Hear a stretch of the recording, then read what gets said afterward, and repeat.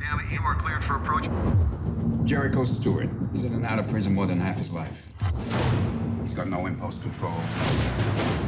He's unable to calculate the consequences of his actions. He has a total lack of empathy for anybody or anything. He feels nothing.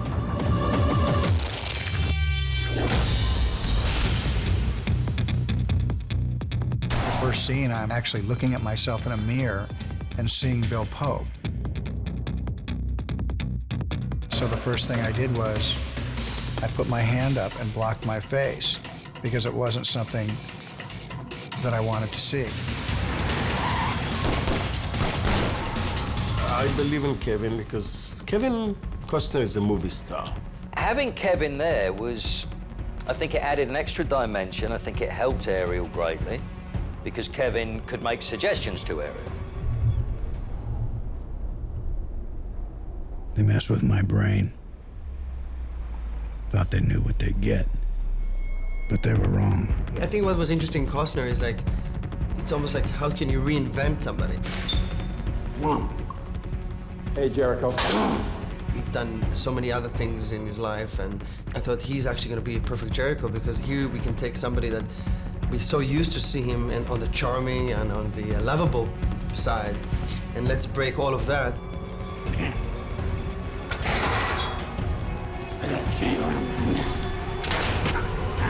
The challenge was, can I get Kevin Costner to be mean and raw and violent and angry? No, you're gonna have to use two of those.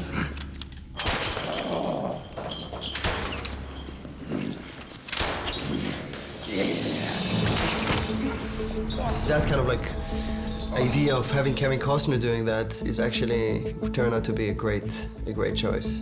Anything you're allergic to? Yeah, luck. Huh. Good kind or the bad kind?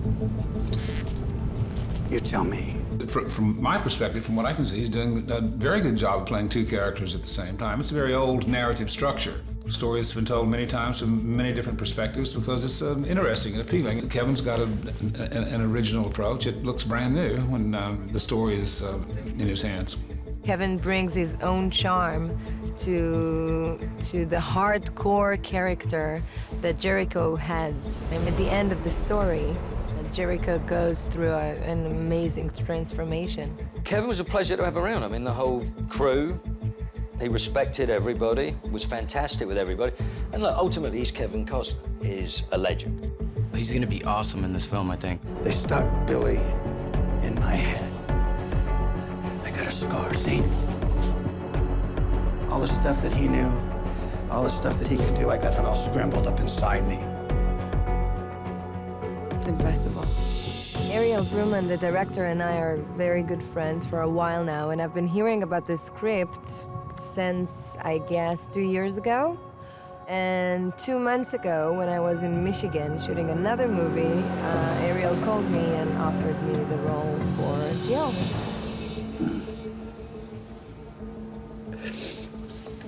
Oh.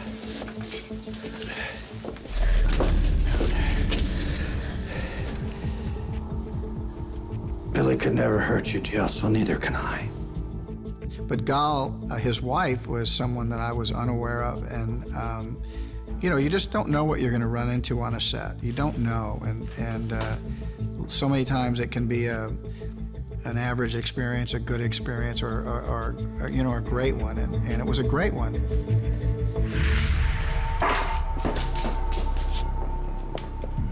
Stop! Emma, come here, please. No, Mommy, we're burying my Ellie. Come here. She was a good scene partner, and we were thrown into probably one of our roughest scenes on the very first day. I had to, you know, I had to assault her. She was prepared, you know, and she helped me.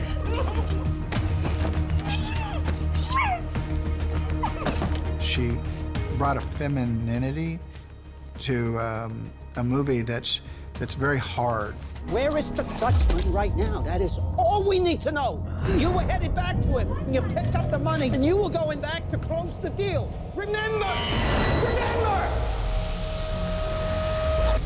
I never had scenes with Gary personally. You know, he's just somebody that I really have admired for a long time, a very ferocious actor. He's one of those, you know, it seems like Britain just has this kind of long line of great actors. It's hard to know who the best is on that list, but, you know, if his name's not on it, then it's not a good list.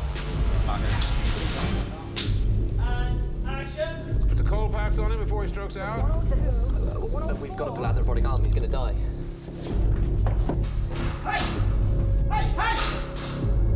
You pulled nothing! You hear me? You carry on!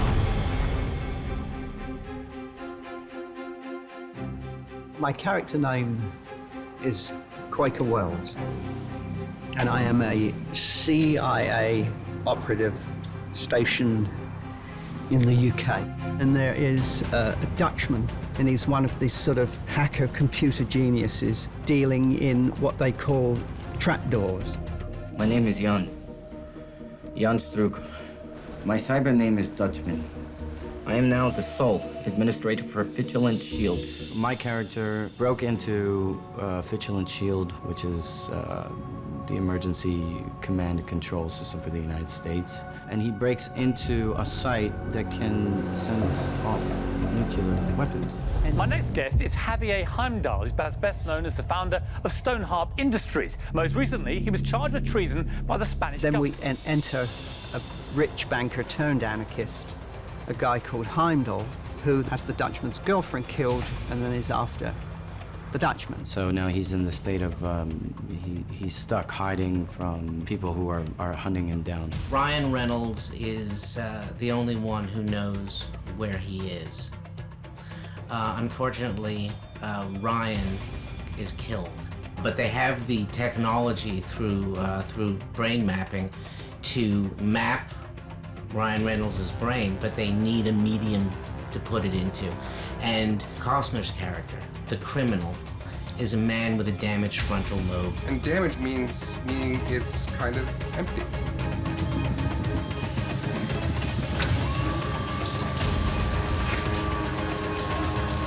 What happened to that other guy?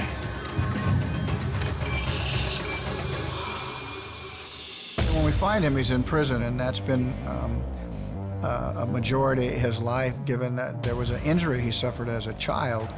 And it's kind of rendered him kind of not quite a sociopath, but he just doesn't know that he does wrong completely. And he reacts to things, sometimes violently, sometimes humorously. He's not a bully person, but he responds badly. Jericho Stewart was chosen because he has frontal lobe syndrome. Trauma to the brain when he was a child, incredibly rare. 1 in 10 million. His frontal lobe remains in an undeveloped state, hotbed of neural stem cells. We stimulate them with theta waves, duplicating the pattern. So they download this memory from Ryan Reynolds into Kevin Costner's brain to try and find out where this missing fellow is to unlock the mystery. Billy, I respect your silence. I really do. The problem is, I need the Dutchman. Last chance. Fuck you, psycho. What happens is I become a perfect candidate, if you will, for this operation because of an injury I suffered a long time ago as a child. The problem is my history is such that it makes me not a perfect candidate for them, because how are they going to control this individual when he's loose on the street?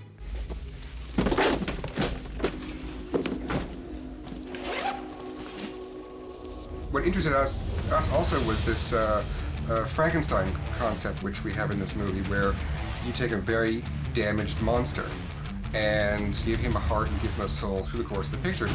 And I think probably some of the humor is how he actually operates on the street. But he is now going back and forth between who he was to who this person that they put in him. And it's kind of on a short fuse. We don't know how long that's going to last. And it manifests itself in language and senses that he's never experienced before. And somehow he can navigate his way in either a hostile environment or a very domestic environment and know exactly where he is without knowing why he should know that. So there's a high level of confusion both for the audience and in me trying to explain it. Hundreds of scripts come across our office every every year. And one of them was Criminal. Immediately we liked the whole concept of the movie and obviously the action part of it. First off, you read it and think, well, how's that going to go over? That's far-fetched. How are we going to even shoot this surgery and make it believable? But once that's done, it's interesting. Is Billy still breathing? Even though his brain is clinically dead, the charge fired the neurons one last time. Lets us build a map of the neuronal pattern. And then you transfer it to the other guy's head. The most difficult thing with movies is getting the audience to buy in that this is really possible, that they're actually really doing this. And so they are experimenting with this very thing. And so Aerial was a really good steward of this idea about researching this. And so I became very privy to how this operation would take place. The difference was that the operation takes place really in not ideal situations under a timeline that one would never do it. And they're careless with me. You know who I am? My head. Your name is Bill Pope. You're an intelligence officer with the CIA. Your daughter's name? Emma. Your wife? Jill, huh? What did you do to me? Hey, look at me. Part of the plot is that a very vital piece of information that would be important to stopping a catastrophic moment is lost. Dead men go to the grave with their secrets, and that's the way it used to be. But as we unlock the secrets of the mind, as science continues to progress, and we know that they're messing constantly, or they're on the verge of transferring memory of one person to another. Pay attention. Jan Stroop, Dutch programmer. He needed protection, remember? The stakes are so high that if they can do that, they'll do it. Stem cell is advancing things, and there's a big, moral dilemma about is that correct? And taking someone's memory to maybe save the world, which we like to do in Hollywood sometimes, is try to save the world.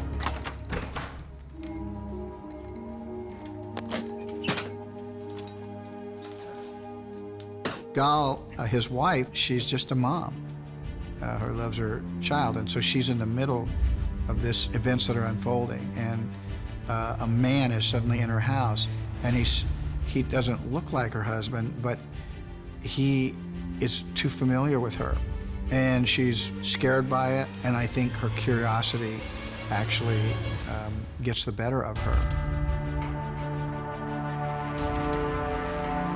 The connection that with her ex-husband, that she never got really closure, the only person that could maybe even offer her a window into that is me. And I'm kind of half a monster a little bit. They stuck your husband in my head. Why? They're looking for details that he knew before he was killed. Washington, Berlin, Beijing will be graveyards. People will understand there is a better way to run this world. Having your man in my head made me feel things. Right, wrong. Can you feel what Billy felt? He loves you. I was very, very interested in the work of a futurist named Ray Kurzweil, who talks a lot about, who we are, what that's going to mean with computers. And he has this idea that in fact, what we are is the neuronal connections in the brain. And that somehow, if you can map the connections in the brain, then you can get a picture of the person that can be transferred into another medium. The idea of taking a person that have no feelings, no emotions, and then put him on a journey that he acquire all those emotions and feelings from somebody else. That was the highest concept in the script that really attracted me. That journey of a character within such a massive, high-stakes plot. It had a level of being touching, although it was on the surface a violent movie. But those elements kind of bled out, and I'm always attracted to things when they are multi-layered. Yeah, this is an action movie, and Aerial is, going to direct that. But he also responded very much to the confusion that my character is brought into the movie with.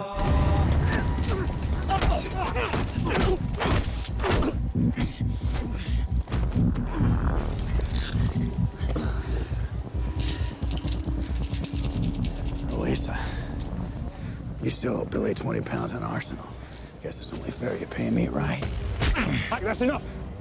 For me, the number one thing was that operation. Did it have a level of authenticity that was going to take place in order to try to achieve this? And so it's kind of gruesome, and it's highly technical, and it's really fast. And you know, so I researched the idea of the medical procedure. Pamplemousse, beurre sucre, et macchiato. Tout de suite. What did I just say? Pamplemousse, grapefruit, boule sucre, sweet roll, and coffee. Pamplemousse. Pamplemousse. Pamplemousse, pamplemousse. Bien. I'm speaking Spanish, motherfucker. It's French. Motherfucker. I don't think we met. It was fun working with Aryeh in the room and shaping it, because Aryeh is so keyed into the characters and into secondary and tertiary characters, and making sure that each of them has a voice and an arc, and also becomes castable, which is very important, because he has brought together a really fabulous cast on this. Aryeh is a shooter. We have big deals here with 7 and 8 cameras rolling at the same time, but also he can get into a small house and you know, do the very intimate work that is the heart of the movie. Besides, he's a good shooter, understanding the script, and the thing that I like about Aryeh is very sensitive. And I like people to portray the emotion of every movie. To me, this is if you can make the people feel for the character, feel for the movie, you are 50% or more have a successful movie.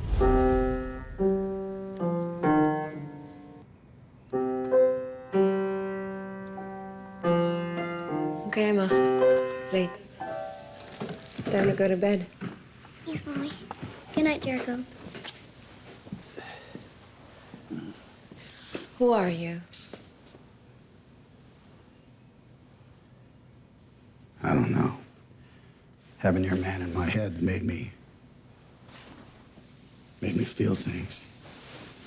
I guess it don't matter. Doc says it's all going away pretty soon. Our wedding day.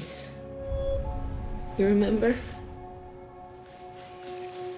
Yes. The beach. We've seen it all already in cinema. But what we didn't see is unique journeys of people. And I think in the end of the day, that wins. And I think having a script with 318 scenes in a very confined schedule of basically less than 50 days, with 56 locations, you're starting the day with not knowing where you're going to go and if you're going to win or lose. You know, you're trying to serve the genre of the big action thriller, but in the end of the day, I think where the audience is going to be connected is to a person that feel for the first time. All the decisions we make are important, not only for the ones that will go see it on a big screen, but also the level of detail and nuance that somebody will watch privately and like maybe return to the movie.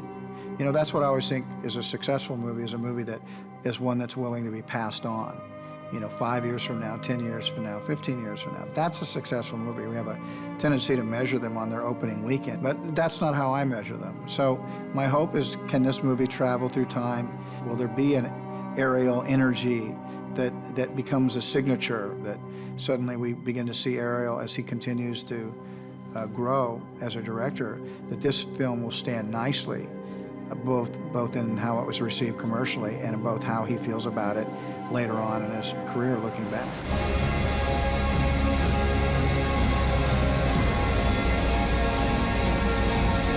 Last chance. Or they die. There's too many lives at stake. They don't matter. They do to me. They messed with me. Thought they knew what they'd get. But they were wrong.